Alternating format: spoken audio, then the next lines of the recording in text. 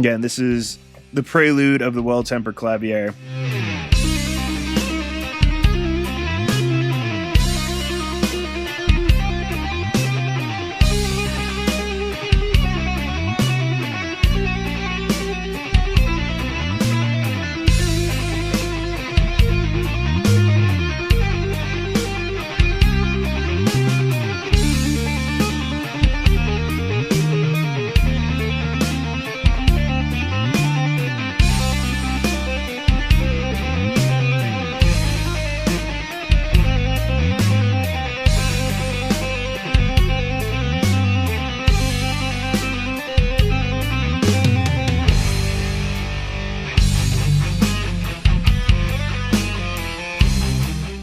I'll stop that right there. And yeah, another reason I play that kind of show Bach's reach into modern music. If you think guys like Yngwie Malmsteen, Eddie Van Halen, and Avenged Sevenfold don't borrow from Johann Sebastian Bach, you're very, very wrong.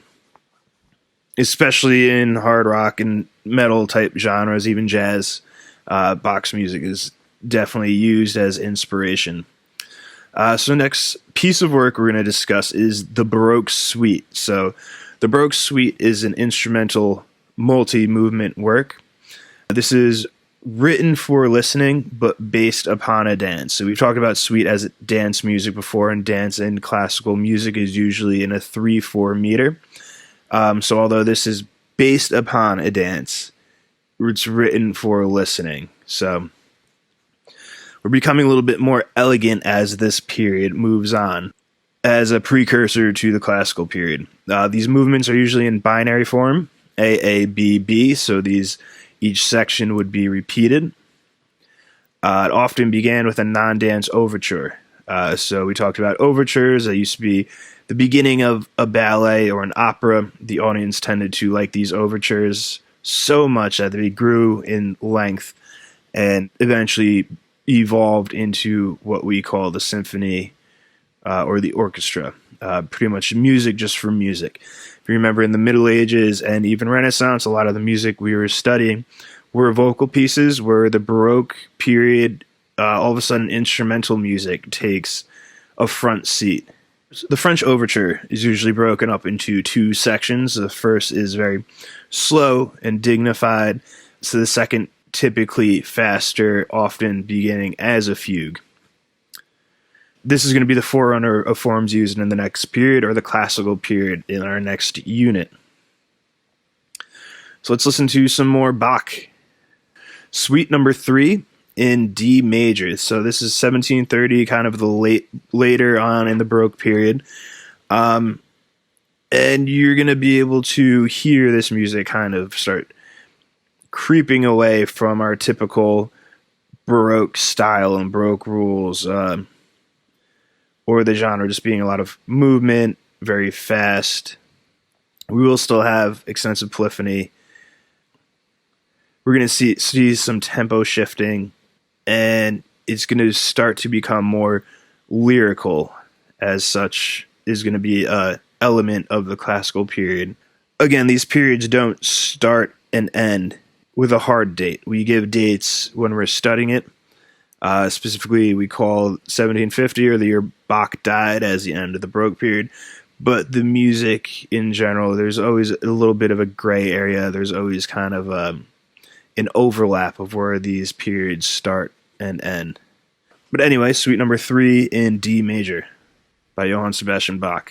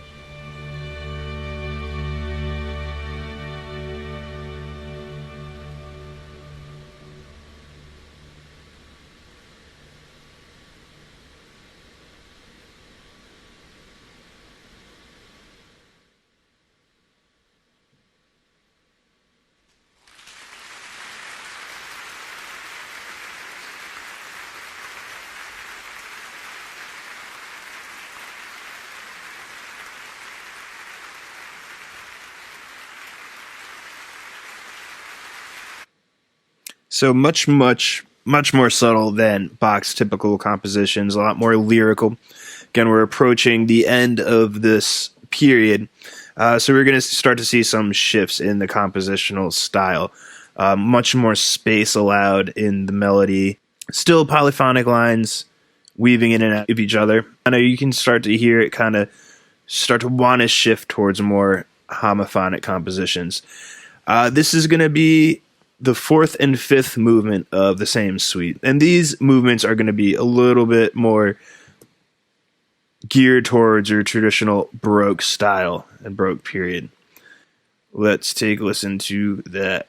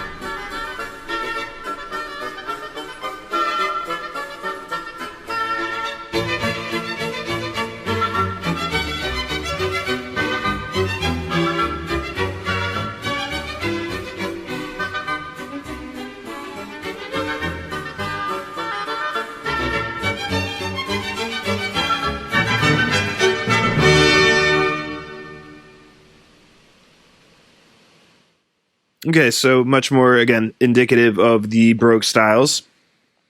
More polyphony extended melody lines, lots of motion, lots of movement, lots of notes, much less lyrical, I should say, than this movement we just listened to prior, which was much more lyrical. We had a little bit more gradual dynamics, crescendos and decrescendos, where in the fourth and fifth movements we were back to these terrace dynamics again.